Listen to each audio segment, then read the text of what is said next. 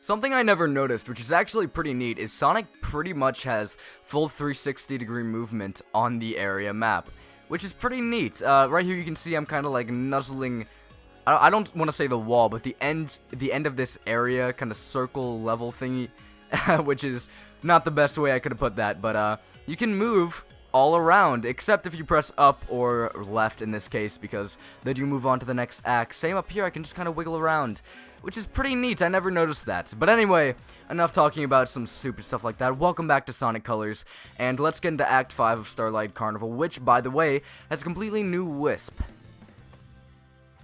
I've been pretty busy with life recently, and I shouldn't say busy, because busy's not the right word. I've just been chilling. I haven't been doing pretty much anything YouTube related, which is probably a bad idea because YouTube does keep me kind of proactive.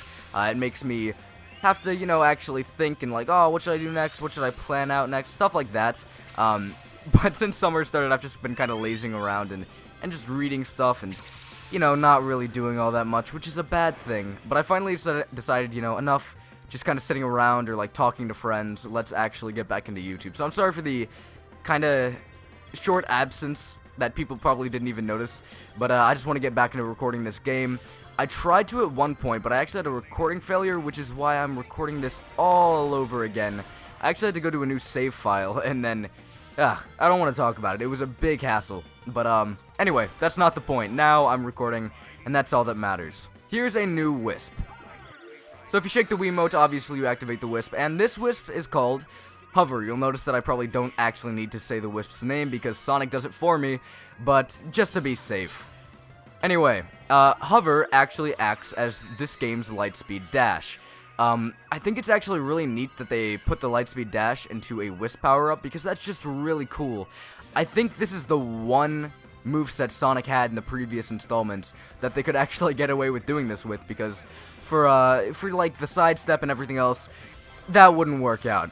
Putting it into a Wisp power-up would just not work. But Hover, that's actually really neat, putting the Lightspeed Dash into there.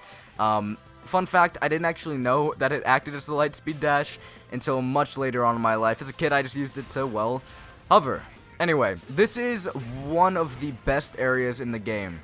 And that's because it's very open. A lot of the 3D sections in a lot of modern Sonic games are, well, except for the adventure games, obviously, but a lot of the 3D sections in a lot of modern Sonic games are quite linear. And that's fine in its own right, but I feel Sonic does so well in this open area, and some might argue that Boost Formula Sonic games have kind of stiff controls. And to an extent, yes, I agree they do, comparatively to games like Adventure and everything else that has to do with modern Sonic that doesn't have to do with boosts. Yes, it is somewhat, okay, that's fine, I was being dumb there. That's somewhat true. It does feel relatively stiff, but I feel the movement in this game, comparatively to Unleashed and everything, I think the movement in this game is fantastic. I actually love it, and I think Sonic moves around very well. Not as good as Adventure, obviously, or not as loose as Adventure, I should say, but it still feels very good, and I wish there were more open 3D areas like this in this game, because it works so well. Then again, when I'm in areas like that, where I'm climbing the tower using the Hover Wisp, I don't feel like I need to use my boost, and it's a Boost Formula Sonic game, so I guess it's fine that they don't have a lot of areas like this. I just think it'd be kinda nice, because I find those areas very fun. But that's just my opinion. With that, Hover is now accessible from any world in the game. And let's move on to Act 6. That's the first A I've gotten in this world, oof. Despite the fact that I love this game, I'm obviously not very good at it. I was about to say, that being said, I don't use Wisps a lot, because I really don't like to use Wisps all that much if I can help it. That being said, Wisps aren't bad, Wisps are perfectly fine, but I feel that Wisps like Hover take away from the enjoyment of platforming. That being said, I like the Lightspeed Dash and doing stuff like that. So that's just me. By the way, just like Drill, Hover will not actually get killed if you run out of rings and then you get hit by something else. He'll just kind of take damage, and you will lose rings, but you won't actually die. So, if you are afraid that you're going to get hit by a spike, oof, that ran out a lot faster than I thought I would. If you're scared that you're going to get hit by like a spike or something and then you have 0 rings with hover and you're just going to get hit and you're going to die, don't be worried, you're not going to die. As you just saw, I lost a bunch of rings, but I definitely didn't die. So that's fine. I mean, I think that's really neat, because it makes the wisp feel like they actually do something good for you, because some of the wisps do feel somewhat pointless, but I really do feel that wisps that don't let you die in them are actually very fun, I don't know, it's a nice positive to have. That's just me, though. Again, a lot of this stuff is just me, and maybe I'm trying too hard to defend this game. Maybe that's something I'm just not noticing that I'm doing, but I really do love this game, and I'm sorry, I'm rambling again. I always do that, my bad. This park is huge. Yeah, Eggman could be anywhere. Indeed I could, but I'm right here behind this generator. That's it, Hedgehog. Stand there and be a nice little target. Tails, is that you humming?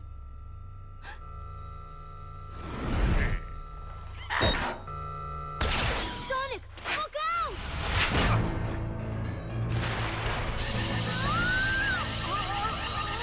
Tails!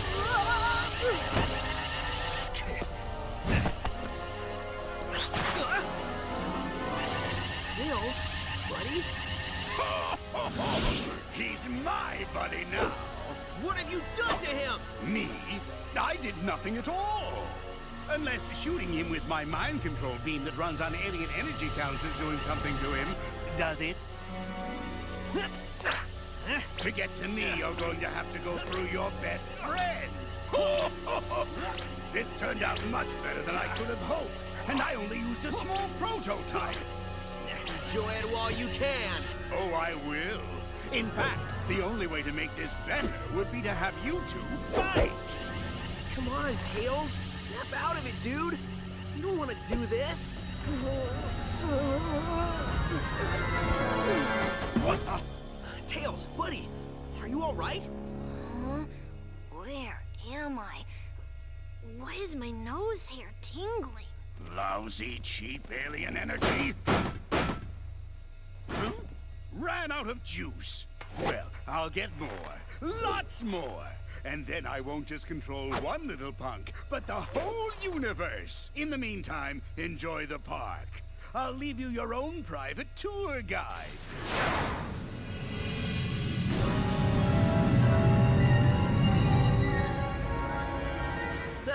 Pay up, Tails. I told you he had an evil plot, and coming here was a good idea. There it is, straight from the horse's mouth. We didn't bet. Dang.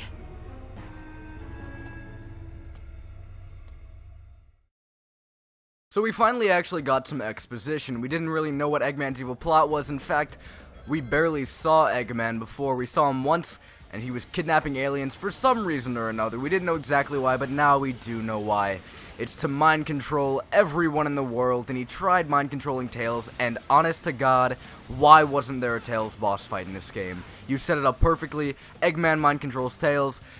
I mean, I'm not necessarily sure how it would work, because I can't really imagine this game being any different than it is, but it would have been so cool. Like, come on, it feels kind of lazy to just have that really cool scene where they talk about the mind control and then do nothing with it for the boss fight, even though they mind controlled Tails, and that would have been really neat. Anyway, speaking of boss fight, this is the boss of Starlight Carnival. Pretty much what you have to do is, you're running in a straight line on another rainbow road, and, by the way, I always think Mario Kart whenever I say that, which is probably not a good idea, but whatever. You pretty much have to get close to this ship, which can't outrun you, and then you have to homing attack onto it. It's not terribly difficult. On occasion, you will get laser from one of the boxes, and you can shoot right through them, and that'll do massive damage. Also, on occasion, you will go into a 2D section like now. Instead of shooting the normal, like, fast, small lasers at you that this boss will normally do, he starts shooting bigger, slower lasers, so they're really not terribly difficult to avoid, but it's something different, I guess. It definitely makes avoiding them easier in a 2D space, so that's nice. And pretty much just keep on homing attacking. Avoid the spike balls he drops on you, and yeah, that's it. Pretty short, pretty easy boss. And, fun fact, this is the last original boss we'll be seeing. Again, I'll get more into it later. I don't want to spoil too much, but yeah, that's that. Also, this background and this it's just so good. Look at it. They should have done an actual level that was 2D like this and just had this as the background and then had the light shining off the Rainbow Road. Oh, it's just so cool.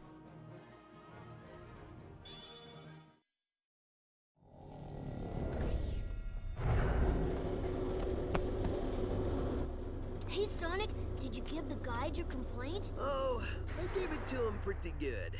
Sup, Yacker? So did you get any more info out of him?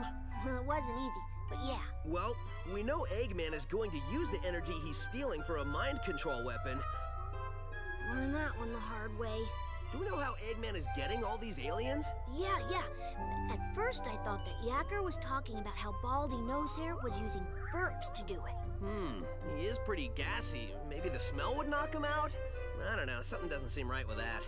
That's what I said. It made no sense. Then I made a tiny adjustment and realized he was saying generators. So, no burps. Well, that's a relief. Tell me about it. So basically, Eggman is using 5 tractor beam generators to hold their planet in orbit while he scoops the aliens all up. Hold a whole planet? Well, it's tiny, but still, yeah. Okay, fine. 5 generators? Well, I've already leveled 2. So, if my math is correct, that leaves us 3 more of those bad boys to take out. Nobody said there'd be math, but I'm with you, buddy. We should get moving. Yacker says the aliens don't have much time. Once I start moving, I don't need much time.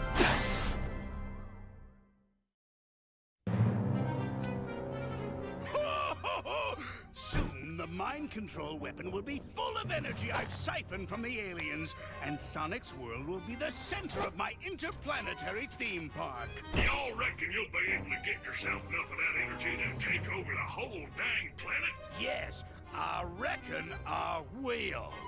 Where is your new voice chip? Got it right here, sir. Just need to install it. The think bone's connected to the talk bone. The talk bone's connected to the mouth bone. There. Good as new.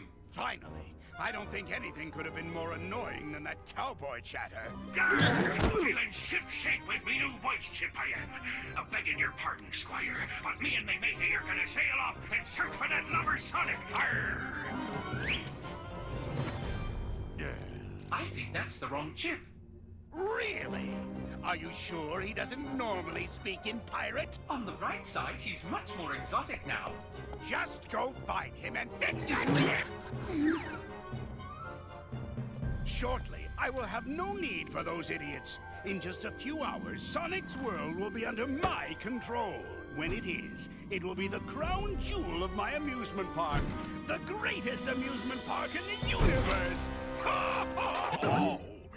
I think I gloated so hard I pulled a muscle.